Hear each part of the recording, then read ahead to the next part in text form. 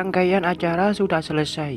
Kini aku dan Raffi dipajang di pelaminan, menjadi raja dan ratu untuk hari ini. Tamu undangan satu persatu berdatangan, menjabat tangan, memberikan ucapan selamat. Senyum manis jadi penghias wajahku, meskipun sebenarnya pipiku terasa pegal. Tenggorokanku juga mulai kekeringan. "Kamu ingin minum?" tanya Raffi. Dia melihatku pada saat tanganku mengusap leher yang tertutup jilbab. Aku mengangguk meskipun malu. Gegas Raffi turun dari pelaminan.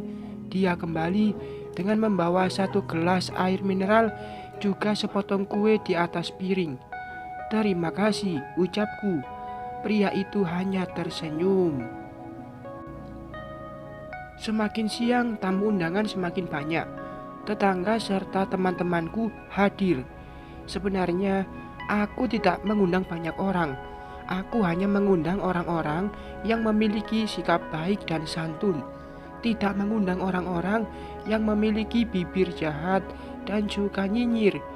Ini semua aku lakukan karena menghargai pengantinku dan keluarganya. Aku tidak mau jika mereka sakit hati mendengar ucapan-ucapan yang tidak mengenakan dari mulut tetangga. Teman-teman kerjaku dari restoran hadir.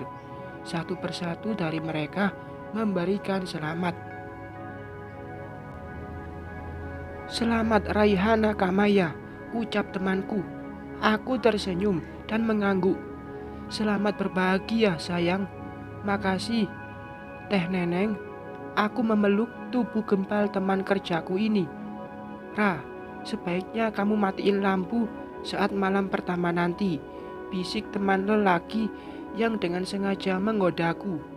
Aku mencubit lengan pria itu dan dia hanya cekikikan. "Tutup mata aja, biar gak kelihatan itunya. Pakein topeng Lee Min Ho, biar semangat malam pertama." Jika mereka yang berucap, aku tidak sakit hati, karena aku tahu sebenarnya mereka sayang dan peduli padaku. Teman-teman di restoran adalah keluarga keduaku. Mereka selalu ada dalam sedih dan piluku. Senyumku mengembang saat melihat keluarga kecil yang selalu harmonis tengah berjalan menghampiri pelaminan. "Selamat menempuh hidup baru, Rah." Aku menyambut uluran tangan wanita yang terlihat lebih cantik dengan perut yang membuncit itu. "Terima kasih sudah datang, Teh," ucapku. Dia adalah Teh Arini dan Ak Yusuf. Mereka adalah pemilik restoran tempatku bekerja. Sejak meninggalnya bapak, aku jadi tulang punggung bagi keluargaku, bekerja untuk memenuhi kebutuhan aku dan ibu dengan menjadi pelayan restoran. Jadilah istri yang baik, patuh sama suami, dan tidak meninggikan suara jika sedang berbicara. Jadikan suami itu sebagai ladang pahala untukmu. Aku mengangguk. Kueratkan pelukan pada wanita yang sudah kuanggap sebagai kakak ini. Meski kadang suka berteriak dan cerewet, tapi Teh Arin adalah bos yang baik. Dia royal pada pekerja dan tidak pernah membedakan kami. "Ibu, takut." Aku dan Teh Arin melepaskan pelukan saat Aisyah, putri pertama mereka, menangis melihat suamiku. "Tidak apa-apa, sayang. Omnya baik kok." Ak Yusuf menenangkan putrinya. Tapi wajahnya hitam sebelah. Dek, ada yang berdenyut kala Aisyah mengatakan hal itu. "Hei, jangan bicara seperti itu, Nak. Tidak baik," ujar Teh Arini. "Tidak apa-apa, Bu. Jangan dimarahi. Saya tidak tersinggung. Apa yang dikatakan anak ibu memang benar adanya." Kekagumanku pada pria berjas putih ini semakin bertambah. Tidak ada raut tidak suka atau marah dari wajah Raffi saat mengatakan hal tersebut. Ia begitu tenang dan malah tersenyum tulus pada orang tua Aisyah. "Saya minta maaf," ucap Ak Yusuf. Maaf ya Rah, Teh Arin melakukan hal yang sama padaku. Tidak apa Teh, aku baik-baik saja, jawabku. Melihat kebesaran hati Raffi membuatku semakin percaya diri. Kini hatiku semakin yakin jika aku tidak salah memilih pasangan. Meskipun rupa yang dimiliki dia tidak seperti wajah pria pada umumnya. Bagian sebelah kiri wajah Raffi hitam, seperti tanda lahir tapi sangat besar, hingga menutup mata, pipi, sampai ke lehernya. Om ini gak jahat bu, tanya Aisyah membuka mata dan melihat wajah Raffi. Tidak Neng, ayo salaman sama Om dan Kak Raya. Teh Arin mengarahkan anaknya. Meski masih takut-takut, Aisyah menerima uluran tangan Raffi. Kemudian ia beralih padaku. Aku membungkukkan badan memeluk gadis berusia 6 tahun itu. Ra, untuk bekal menempuh hidup baru tidak banyak, tapi mudah-mudahan bermanfaat. Aku menerima amplop yang diberikan A. Yusuf. Entah dengan apa, aku harus mengucapkan terima kasih. Mereka begitu sangat baik padaku. Saat aku mengatakan akan menikah, Teh Arin sudah memberikan sejumlah uang untuk membantuku mempersiapkan pernikahan. Dan sekarang mereka pun memberikanku amplop yang aku yakini isinya adalah uang juga.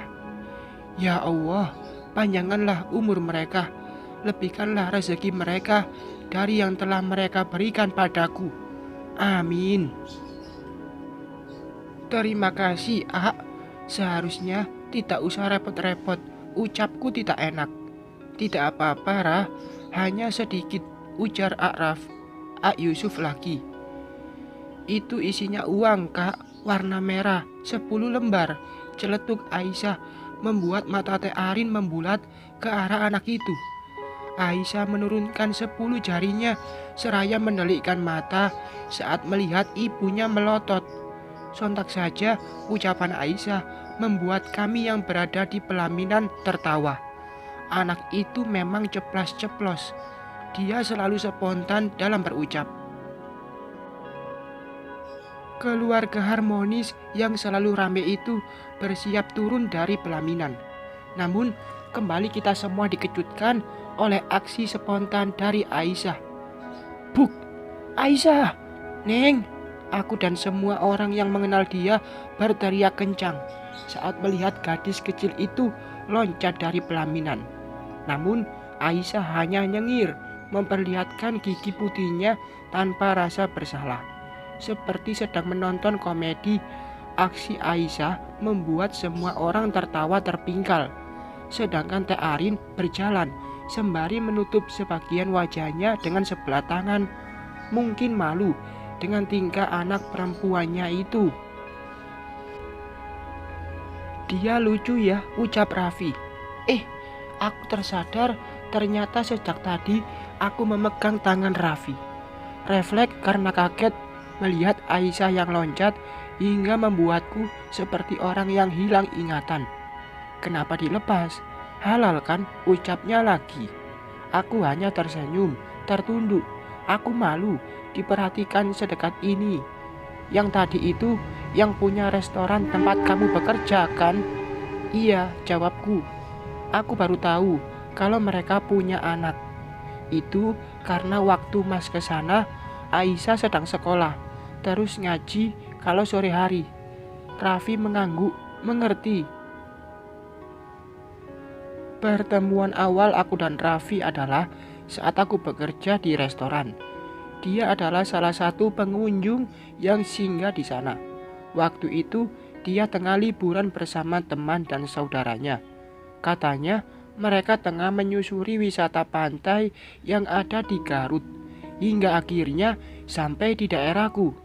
Tidak ada yang aneh saat awal bertemu. Sama seperti pelayan dan pelanggan. Namun bulan-bulan berikutnya dia kembali datang saat dia sedang patah hati. Katanya wanita yang dia sukai menikah dengan orang lain. Dia juga bercerita kalau dia sudah jadi langganan. Ditolak banyak wanita karena wajahnya yang buruk rupa. Kamu tidak takut atau jijik dengan wajahku? Tanyanya. Tidak mas, biasa saja, ucapku kala itu. Kedekatan kita terus berlanjut hingga sering berkomunikasi lewat sambungan telepon. Awalnya, aku hanya ingin jadi teman dan pendengar yang baik untuknya. Tidak ada niatan untuk menikah dengan Raffi, karena pada saat itu aku masih jadi kekasih pria lain. Namun, saat dia tahu aku telah dicampakkan, tiba-tiba dia datang ke rumahku dan memintaku pada ibu untuk menjadi istrinya. Ibu, terserah kamu, Rah. Kalau kamu bersedia, ya terima. Jika tidak, ya tolak saja dengan halus, ujar ibu kala itu. Aku bingung. Hatiku baru saja hancur karena ucapan seorang pria. Aku takut jika nanti akan merasakan hal yang sama. Namun, seiring berjalannya waktu, entah kenapa aku semakin yakin pada Raffi. Aku beranggapan jika orang seperti dia tidak akan pernah mendua. Dia akan setia karena dia berbeda. Aku pun akhirnya menerima pinangannya dan disambut bahagia oleh keluarga besar Raffi. Berbanding terbalik dari keluarga Raffi, keluarga besarku justru awalnya tidak setuju dengan pernikahan ini. Alasannya karena wajah Raffi yang hitam sebelah. Aku dibilang bodoh, buta, dan umpatan lainnya. Seperti tidak ada laki-laki lain saja. Emangnya pria di dunia ini cuma dia? Kalau dia kaya, kalau miskin, malah membatin. Dan masih ujar-ujaran yang tidak mengenakan lainnya dari keluargaku. Namun karena ibu setuju, ibu bilang silakan. Aku yakin dengan pilihanku. Dia adalah jodohku. Simpan dulu ponselnya, ada yang datang, ujar Raffi.